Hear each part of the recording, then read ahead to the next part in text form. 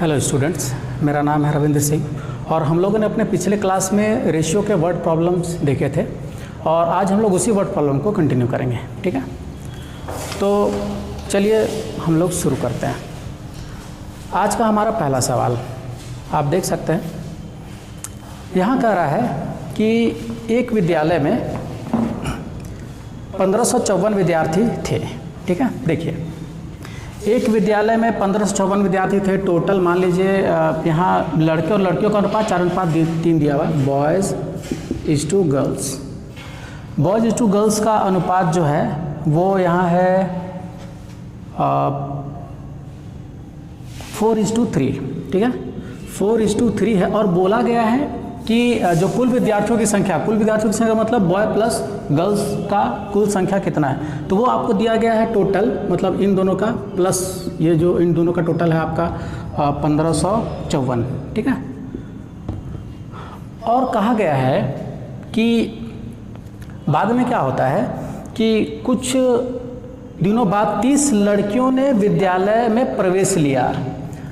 कुछ लड़कियों 30 लड़कियों ने, हाँ 30 लड़कियों ने विद्यालय में प्रवेश लिया। अब तो लड़कियों की संख्या बदल जाएगी ना, 30 लड़कियां आ गई तब 30 लड़कियां बढ़ गई है, तो उसके चलते यहाँ पर रेशियो बदलेगा। ठीक है, रेशियो बदलेगा और कुछ लड़कों में भी परिवर्तन आया है। बताया परिणाम स्वरूप कुछ लड़कों ने विद्यालय छोड़ भी दिया। 30 लड़कियां विद्यालय आई और कुछ लड़कों ने विद्यालय छोड़ दिया। पता नहीं कितने लड़कों ने विद्यालय छोड़ा, हम लोगों ने x मान लिया। ठीक है, तो अब लड़के लड़कियों का संख्या बदल गया, इसलिए अनुपात भी बदलेगा और वो अनुपात जो है वो यहाँ पर दिया गया है 7:6। 7:6 आपको दिया गया है और आपसे पूछा गया है कि बताइए कि कितने लड़कों ने विद्यालय छोड़ा था। देखिए कैसे करेंगे। इसमें करना क्या है, पिछले बार हम लोगों ने बताया था कि यहाँ मान लीजिए आपको इसका भी डिफरेंस पता है, इसका भी डिफरेंस पता है, दोनों इक्वल है, तो फिर हम लोग इक्वल करते थे रेशियो को। पर यहाँ पर तो ये पता ही नहीं है, ये चेंज हमें पता नहीं है। ठीक है, तो ये चेंज हमें पता नहीं है तो हम यहाँ बैलेंस करने की बात तो करेंगे ही नहीं। यहाँ बैलेंस करने कोई उपाय नहीं, क्यों? क्योंकि आपको डाटा यहाँ नहीं पता है दोनों का चेंज का, केवल एक ही का चेंज पता है। ठीक है, तो हम लोग एकदम नॉर्मल विधि से इसे बनाएंगे। देखिए कैसे। सबसे पहला काम होगा कि यहाँ पहले तो लड़के और लड़कियों की संख्या निकाले पहले। ठीक है, तो कैसे निकालेंगे? यहाँ पर हमारे हिसाब से लड़के हैं 4 और लड़कियां हैं 3, मतलब कुल संख्या जो है वो है 7। कुल संख्या 7 है, पर ये तो कुल संख्या 1554 बोल रहा, मतलब हम कहेंगे कि 7 जो है वो है 1554। ठीक है, तो आप समझ गए कि एक यहाँ से क्या हो गया, तो 7 दूना 14, 7 दूना 14, 7 एक का मतलब 222 हो गया। ठीक है, एक का मतलब जब 222 हुआ तो लड़के तो 4 है, तो एक का मतलब 222, तो 4 का मतलब क्या, 888। ठीक है, तो हमें लड़कों की संख्या निकली, चलिए यहाँ बगल में लिख देते हैं, यहाँ हमें लड़कों की संख्या निकली है 888 और लड़कियों की संख्या 3 है, तो 3 मतलब 666। और इसमें तो 30 लड़कियां बाद में जुड़ गई थी ना, 30 लड़कियां जुड़ी, तो अब कितनी लड़कियां हो गई? अब लड़कियां हो गई है 696 और यही 696 आपको यहाँ क्या दिया हुआ है? 6 दिया हुआ है। ठीक है, तो आप कहेंगे ना, आपको 6 का मतलब ये दिया हुआ है और लड़कों की, अगर मुझे ये पता चल जाए कि यहाँ लड़कों की संख्या क्या थी तो केवल इसे घटाना ही तो है। ठीक है, तो यहाँ पर देखिए 6 का मतलब इतना दिया हुआ है, तो हम बोलेंगे ना कि 6 का मतलब है इतना, तो 7 का मतलब कितना, तो इंटू 7 कीजिएगा। ठीक है, तो 6 से यदि आप काटेंगे तो 6 1 6, 6 1 6, 6 6 36। ठीक है, तो यहाँ से 116 आ गया, तो 7 × 116, तो यहाँ पर देखिए लड़कों की संख्या आपको कितनी निकल गई यहाँ से, 7 6 42, 7 1 11 77, 77 और 4 81, 812 निकल गई जी। मतलब पहले लड़के थे 888, अब लड़के हो गए हैं 812। तो कितने लड़के विद्यालय छोड़ दिए? 8 - 2 6 और 88 - 81 7। इतने लड़कों ने विद्यालय छोड़ा, तो यही है आपका x का मान। ठीक है, यहाँ पर कोई ऑप्शन से आप नहीं जा सकते थे। यहाँ पर ऑप्शन से, यदि ऑप्शन से जाते भी तो इतना लेंदी पड़ता कि ले दे कि आपको उतना ही मेहनत लगता, शायद इससे ज़्यादा मेहनत आपको करना पड़ता। हर चीज़ देखिए, रेशियो के मैक्सिमम सवाल आप ऑप्शन से कर सकते हैं, लेकिन सारे सवाल नहीं कर सकते। यहाँ पर ऑप्शन से जाएंगे तो आपको थोड़ा ज़्यादा समस्या होगा। ठीक है, यहाँ प्रॉब्लम होगा, यहाँ पर आपको डायरेक्ट सॉल्व करना ही ज़्यादा अच्छा होगा। ठीक है, अगला सवाल देखिए, ठीक इसी के जैसा है। अगला सवाल देखते हैं, 1 मिनट।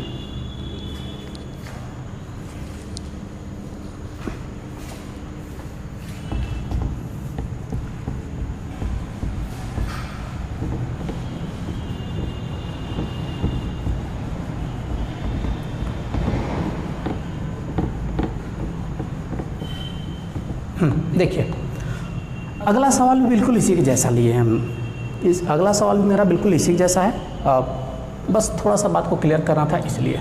देखिए, अगला सवाल कुछ ऐसा है कि एक विद्यालय में 432 लड़के हैं, माने विद्यार्थी हैं, लड़के और लड़कियां कुल मिला के 432 हैं, ठीक है।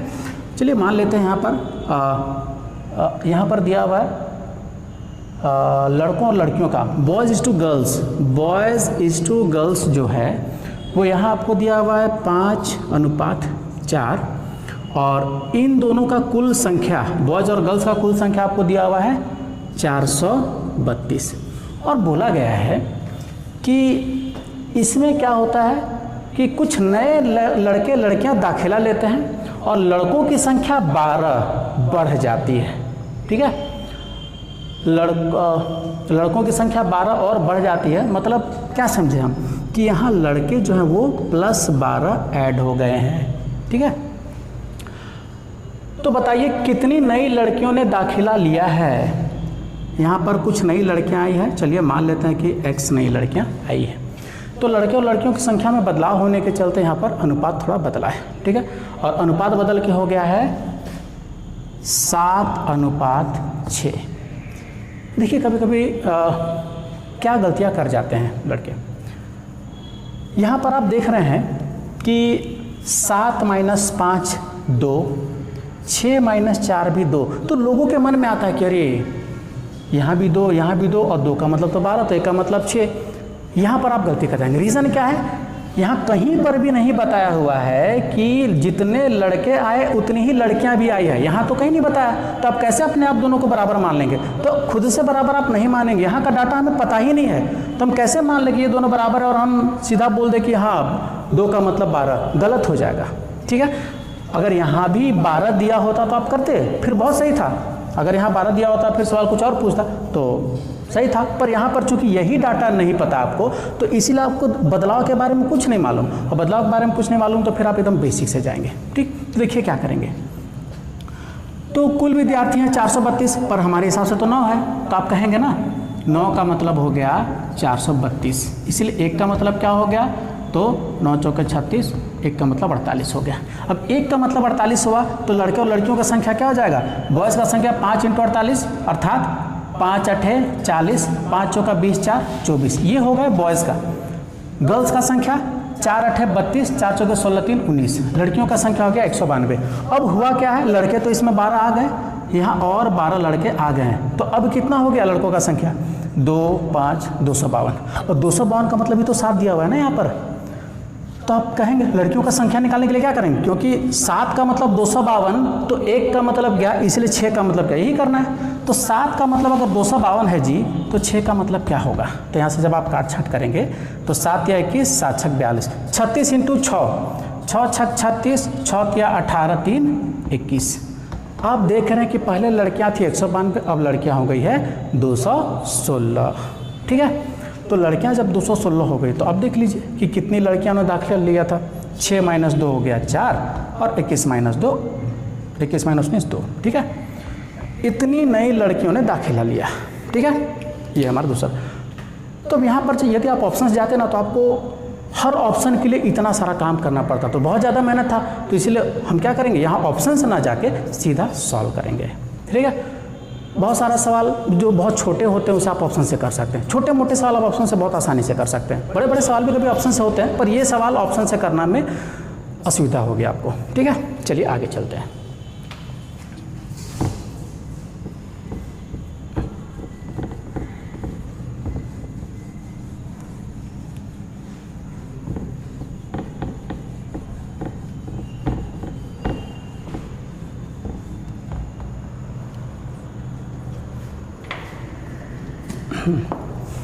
तो देखिए अगला सवाल, अगला सवाल है कि आपको दो संख्याएं दी हुई हैं, बोला गया है मान लीजिए दो संख्या है ए और बी, ठीक है।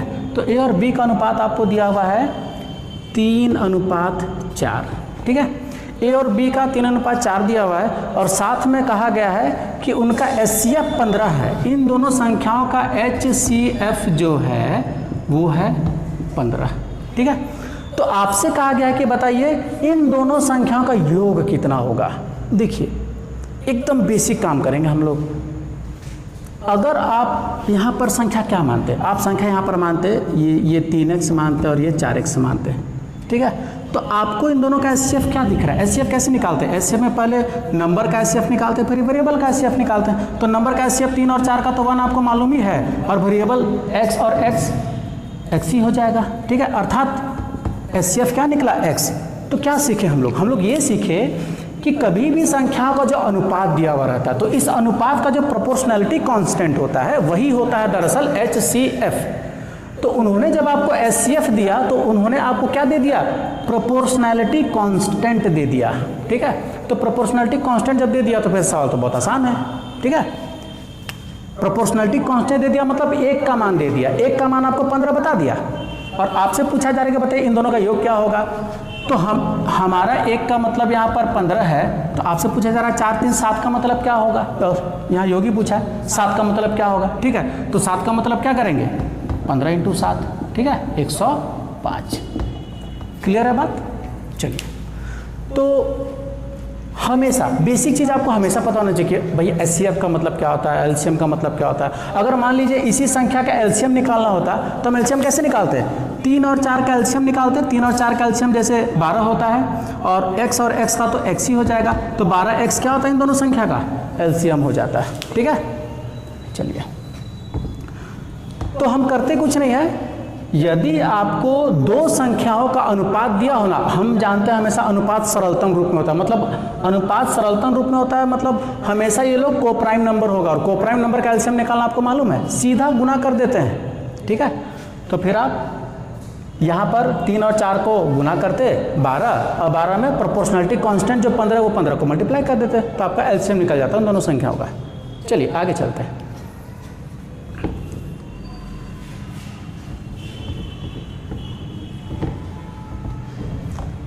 देखिए अगला सवाल है कि दो संख्याओं का अगला सवाल है 3 संख्याओं का योग 540 है जी।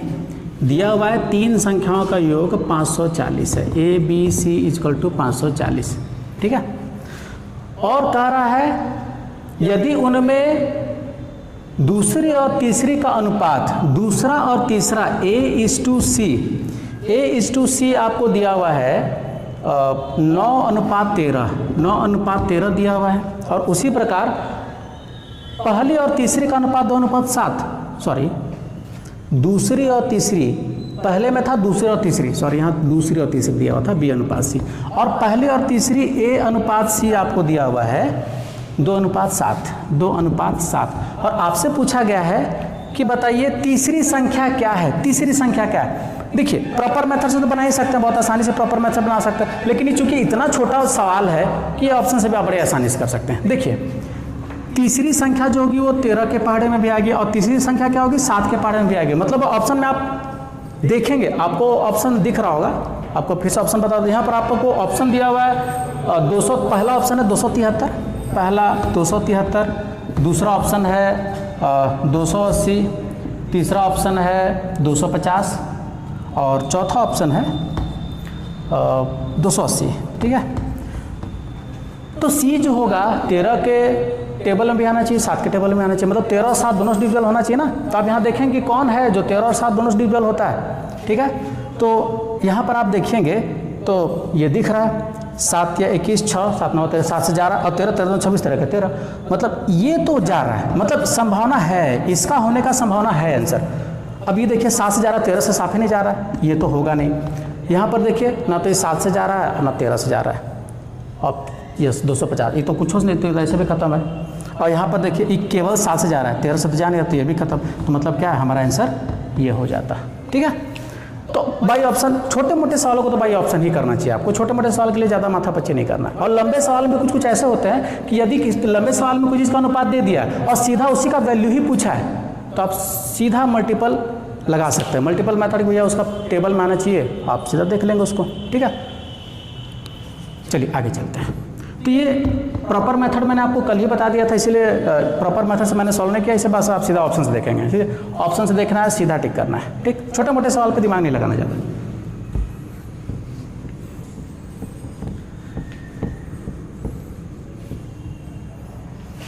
चलिए अगला सवाल।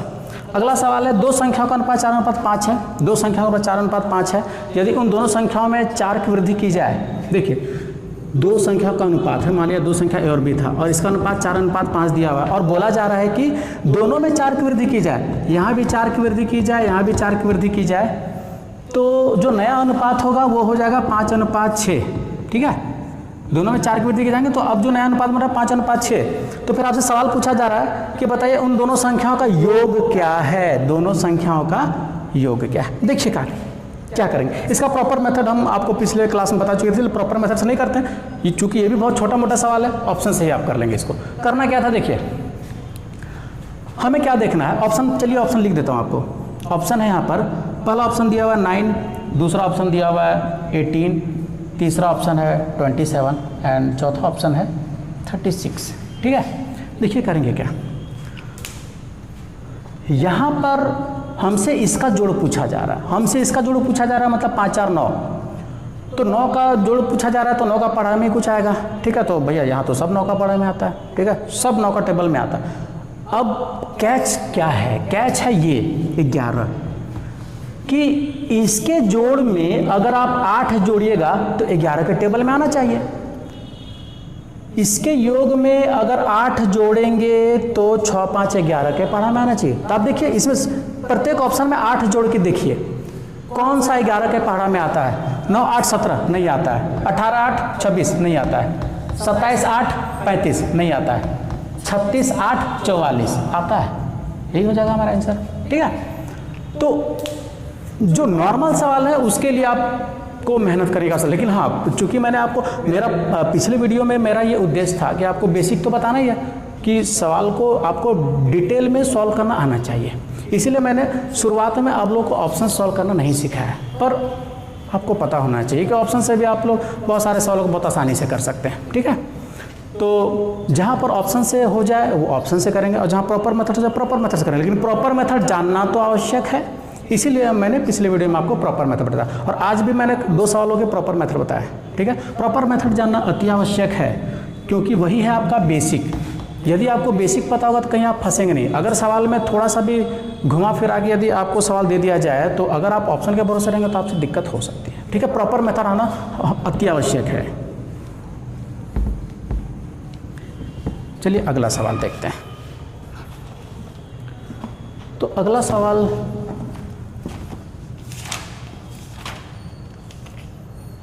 देखिए, अगला सवाल में चलते हैं हम लोग।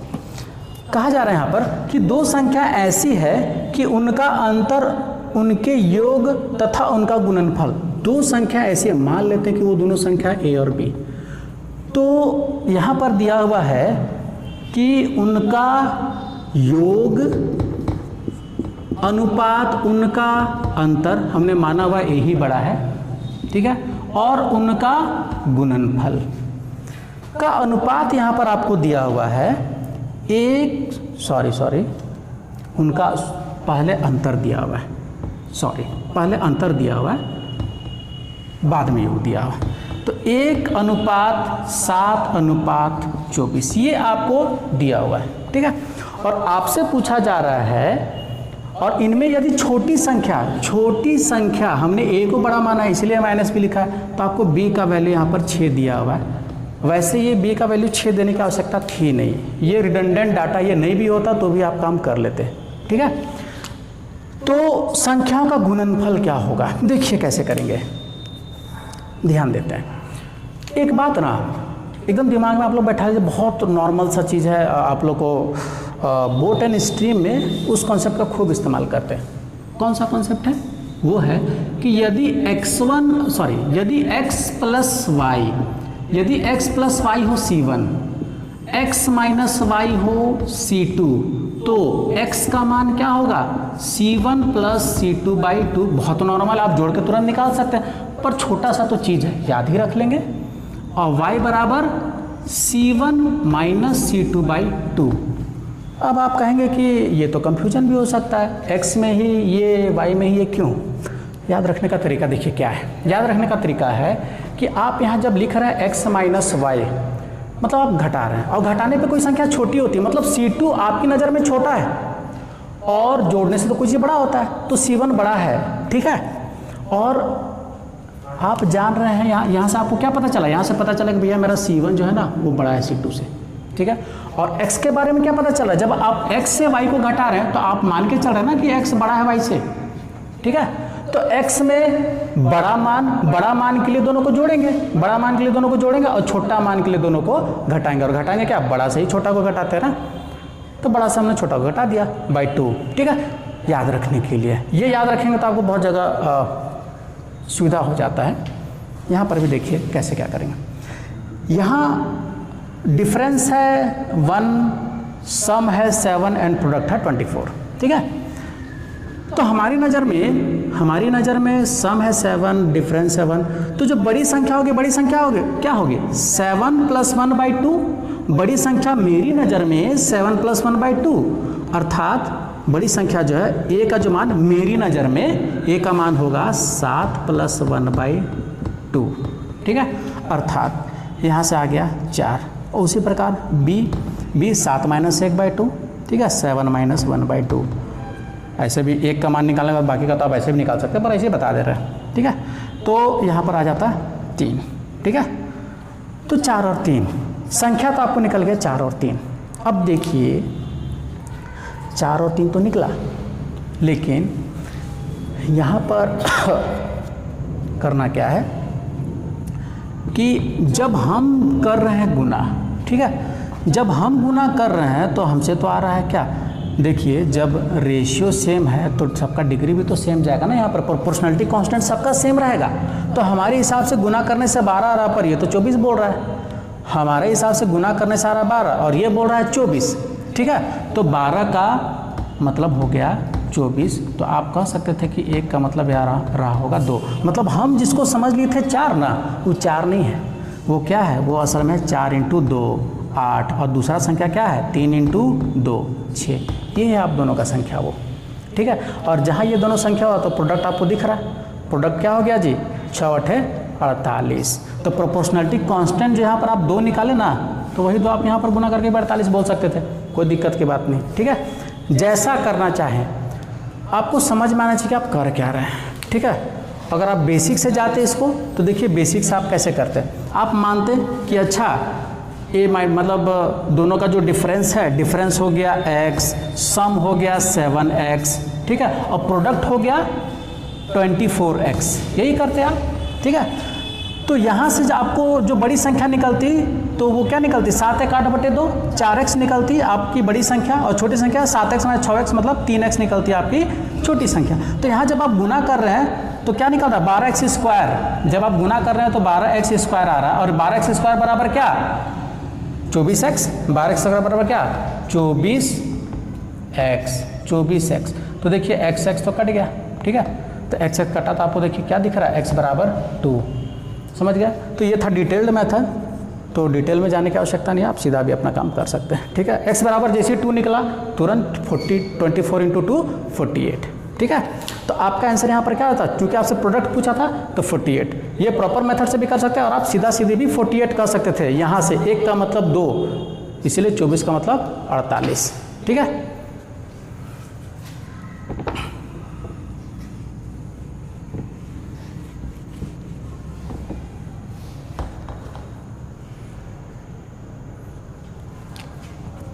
और आगे चलते हैं। अगला सवाल देखिए, अगला सवाल जो है देखते हैं हम लोग।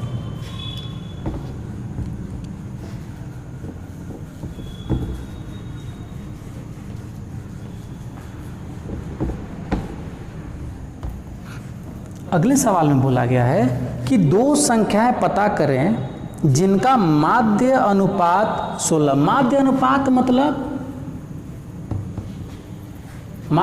मतलब होता है आपका ज्योमेट्रिक मीन, ठीक है। ए और बी का माध्य अनुपात क्या होगा? √AB, ठीक है। अभी आया कैसे? तो माध्य अनुपात की परिभाषा से आया। माध्य अनुपात का परिभाषा क्या कहता है? माध्य अनुपात का परिभाषा कहता है माध्य मतलब बीच में आना चाहिए। तो माना ए और बी के बीच में आ गया x, तो ऐसा ये x है कि ये तीनों क्या हैं? प्रोपोर्शनल। ये जीपी में है। जीपी में होंगे तो क्या करेंगे? x/a = b/x। क्या पता चला? x² = ab। इसीलिए यहाँ से आपको x पता चला √ab, ठीक है। इसीलिए ज्योमेट्रिक मीन का डिफिनेशन यही होता है, √ab यहाँ से आया है, ठीक है। ज्योमेट्रिक मीन मतलब हम बीच में इंसर्ट करते हैं किसी चीज़ को, ठीक है।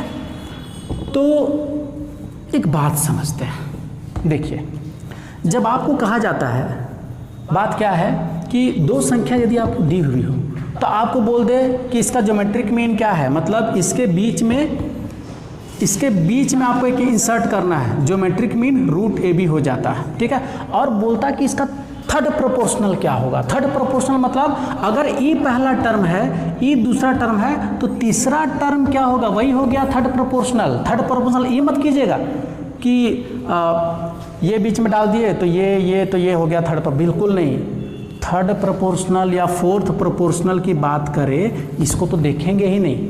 यही है फर्स्ट, ये है सेकंड, यही है थर्ड प्रोपोर्शनल। फोर्थ प्रोपोर्शनल होगा तो इसके आगे एक और लगा देंगे, फिफ्थ प्रोपोर्शनल, ऐसे आगे चलेगा, ठीक है। और ज्योमेट्रिक मीन जो बोलेगा वो ज्योमेट्रिक मीन तो यहीं पर आएगा, एकदम बीच में इसका √ab, यही होता है ज्योमेट्रिक मीन, ठीक है। सवाल पे आते हैं। सवाल क्या था? आप हमेशा ध्यान में रखेंगे कि यदि दो संख्या दी हुई है तो थर्ड प्रोपोर्शनल क्या होगी? उसी दो संख्या को छोड़ के जो तीसरी आएगी वही है थर्ड प्रोपोर्शनल, जो चौथी आएगी फोर्थ प्रोपोर्शनल, पांचवी fifth proportional and so on, ठीक है। देखिए सवाल है कि दो संख्याएं निकालने के लिए आपको बोला गया है जिनका माध्य अनुपात होता है 16। तो दो संख्या मान लेते हैं ए और बी है, तो माध्य अनुपात 16 मतलब क्या कि इन दोनों के बीच में 16 हम इंसर्ट कर सकते हैं। और ये 16 भी तुरंत निकाला था ना हम लोगों ने कि बीच में अगर x² तो ये क्या होता है? दोनों के अगल बगल के प्रोडक्ट के बराबर होता है। मतलब हम क्या सीखें? हम ये सीखें कि हमारा a × b जो होगा वो क्या होगा? 16 का स्क्वायर होगा, 256। मतलब दोनों को गुना करने से 256 तो आना चाहिए, ठीक है। दोनों को गुना करने से 256 आना चाहिए। या आपको यहाँ पूछा गया था कि वे दोनों संख्याएं क्या है, तो आप ऑप्शन से देखेंगे कि वहाँ जो भी संख्या दिया हुआ है, देखिए ऑप्शन आपको क्या क्या दिया हुआ है, आपको दिखा देता हूँ। ऑप्शन है 4 and 32, दूसरा है 4 and 64, तीसरा है 8 and 64, ठीक है।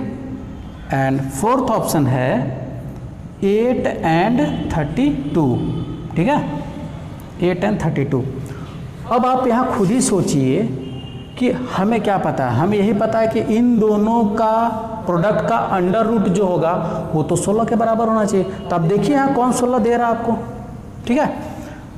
तो कौन 16 दे रहा है? तो यहाँ पर देखिए, यहाँ तो कोई दे नहीं रहा क्योंकि इसका एग्जैक्ट होगा, इसका तो होगा नहीं, तो ये तो ऐसे ही कैंसिल है, ठीक है। यहाँ पर देखिए इसका √ हो गया 2 और इसका √ हो गया 8, ये तो आ गया, संभावना है इसकी। और वहाँ पर भी इसका हो जाएगा, इसका नहीं होगा, तो ये तो ऐसे भी ख़त्म है। और यहाँ देख लेते हैं, ठीक है। यहाँ पर 32 × 8 है, ठीक है। तो यहाँ करेंगे तो 16 and 16, यहाँ पर तो आ ही जा रहा है, ठीक है। तो 8 और 32 का भी संभावना है, ठीक है। 8 और 32 का भी संभावना है और साथ ही साथ इसका भी संभावना है, ठीक है। तो अब इन दोनों में से कौन होगा हमारा आंसर, उसको देखते हैं जरा सा। देखिए अब बोला है कि जो थर्ड प्रोपोर्शनल है, मीन तो 16 हो गया, थर्ड प्रोपोर्शनल बोला जा रहा है आपको कि वो है 1024। थर्ड प्रोपोर्शनल जो है वो है 1024। इसका मतलब क्या हुआ कि जब हम जीपे में लिखेंगे तो ए पी, तो तीसरा टर्म क्या आएगा? तीसरा टर्म आएगा 1024, क्योंकि यही हो गया थर्ड प्रोपोर्शनल। तो इसका क्या मतलब हुआ? इसका मतलब ये हुआ कि आपको देखना है कि कितना गुना हो रहा है, फिर अगला से जब गुना करेंगे तो 1024 मिलेगा कि जैसे यहाँ पर 4 × 16 करने से 64 आया, तो 64 में अगर 16 गुना करेंगे तो आना चाहिए 1024। तो देखिए आता है क्या, 16 चौके 64 और 16 छक 96, 96 6 102 आ गया ना। तो यही है हमारा आंसर, ठीक है, ये वाला नहीं है। क्यों, देख लीजिए 8 चौके 32 है, तो 32 यहाँ चौके जब कीजिएगा जी तो ये तो ऐसे ही ख़त्म हो गया ना, ये तो ऐसे भी नहीं होगा, तो यही होगा हमारा आंसर, ठीक है। तो यही होता है बाई ऑप्शन सॉल्व करना, और प्रॉपर मेथड से भी सॉल्व कर सकते हैं। बाई ऑप्शन आप समझ गए कि कैसे करना था। बाई ऑप्शन में 16 से आप पहले तो आप चाहे कि 16 देखना कि मीन 16 निकल रहा है कि नहीं, आपका जो ज्योमेट्रिक में 16 निकलता, तो देखे कि भाई 2 में निकलेगा, मान लीजिए एक ही में निकलता तो टेंशन नहीं था, फिर तो हम ये भी नहीं करते, अगर एक ही से छट जाता तो फिर नहीं करते। अब लेकिन हमें देखे कि भैया 2 ऑप्शन में आ रहा है 16, तो फिर हमें अगला देखना पड़ गया, नहीं तो नहीं देखना पड़ता, ठीक है। आगे चलते हैं। चलिए इसको प्रॉपर मेथड से बता ही देते हैं। प्रॉपर मेथड से जब करना होता है तो कैसे करते, देखिए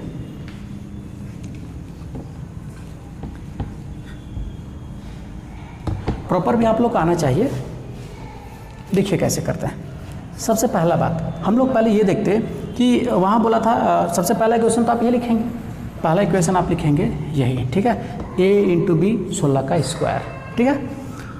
और उसके बाद अगला क्या लिखेंगे, तो ये है दूसरा इक्वेशन। और दूसरा इक्वेशन यहाँ क्या कर रहा है, दूसरा इक्वेशन यहाँ कह रहा है कि b² जो होगा वो होगा a × 1024, ठीक है। अब b² यहाँ जब दिया हुआ है तो हमको तो ये भी ना पता है, तो यहाँ भी b मल्टीप्लाई कीजिए और यहाँ भी b मल्टीप्लाई कर दीजिए, ठीक है।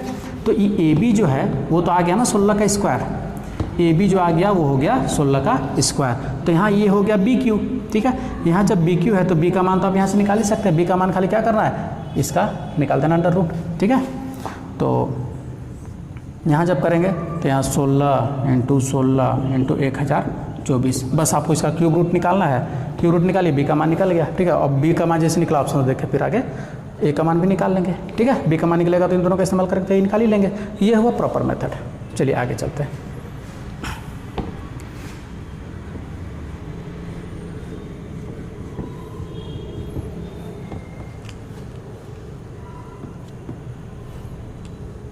अगला सवाल देखिए, ए से रिलेटेड सवाल। ए से रिलेटेड सवाल में यहाँ पर दिया हुआ है, देखिए यहाँ पर अनुपात का इस्तेमाल कैसे करेंगे। बोल रहा है एक पिता था पुत्र की वर्तमान आयु का योगफल 100 है। मान लिया पिता और पुत्र, फादर = सन, ठीक है। इनका जो वर्तमान आयु का योग, मतलब इन दोनों को जोड़िएगा, इन दोनों को जोड़ेंगे तो वर्तमान वाला 100 है। और बोला जा रहा है कि 5 वर्ष पहले उनकी आयु का अनुपात 2:1 के अनुपात में थी। 5 वर्ष पहले मतलब -5 years बैक ये अनुपात क्या था, ये दिया हुआ था 2:1। और पूछा जा रहा है कि बताइए 10 वर्ष पश्चात पिता तथा पुत्र की आयु का अनुपात क्या होगा। 10 वर्ष पश्चात क्या होगा, मतलब इस वर्तमान से 10 साल आगे जाने बोल रहा है आपको कि यहाँ पर बताइए अनुपात क्या निकलेगा। तो किसी भी एक जगह अगर हमको आयु निकल गया तो बड़ी आसानी से निकालेंगे। मान लीजिए यहाँ का आयु अगर आपको पता चल जाए तो खाली 10-10 जोड़ेंगे, और यहाँ का आयु पता चल जाए तो 15-15 जोड़ेंगे दोनों में, ठीक है। देखिए ऑप्शन से कैसे कर सकते थे। पहले तो प्रॉपर मेथड देखिए कैसे करेंगे। एक बात देखिए, हमें अपना रेशियो का इस्तेमाल करना आना है।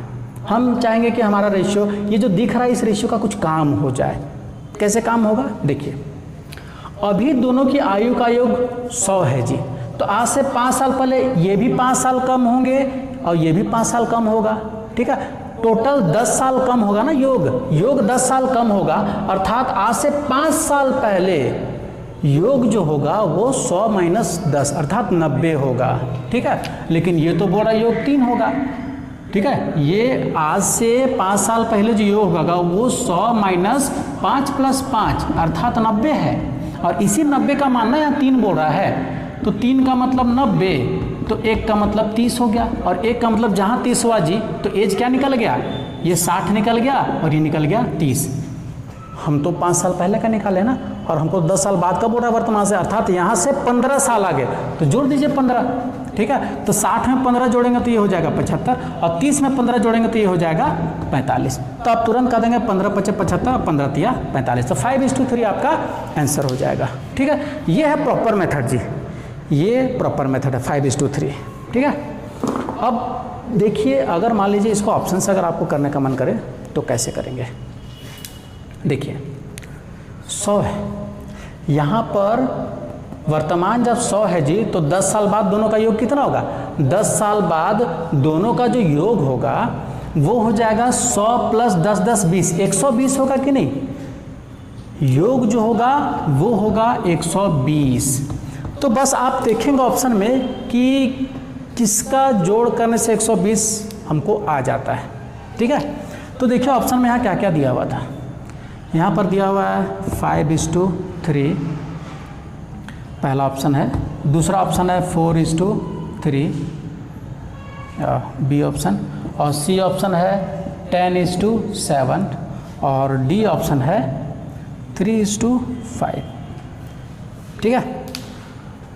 तो अब देखिए 4 3 7, 7 में तो ऐसे भी नहीं आएगा तो ये तो ऐसे भी ख़त्म है, ठीक है। 10 7 17, 17 में नहीं आएगा तो ये भी ख़त्म है। अब 5:3 या 3:5 ही ना होगा, तो पिता अनुपात पुत्र पूछा है तो ये तो ऐसे ही ख़त्म हो जाएगा, तो ये आपका आंसर हो जाएगा, ठीक है।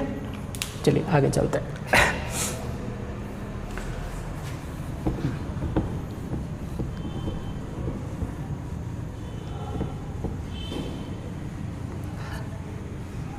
अनुपात का इस्तेमाल करना मतलब क्या करना कि अपने अनुपात में वास्तविक परिस्थिति के हिसाब से सोचना कि अनुपात का हम वास्तविक परिस्थिति में कैसे इस्तेमाल कर सकते हैं, ठीक है। उसी को हमने कहा था पिछले बार रेशियो बैलेंस करना।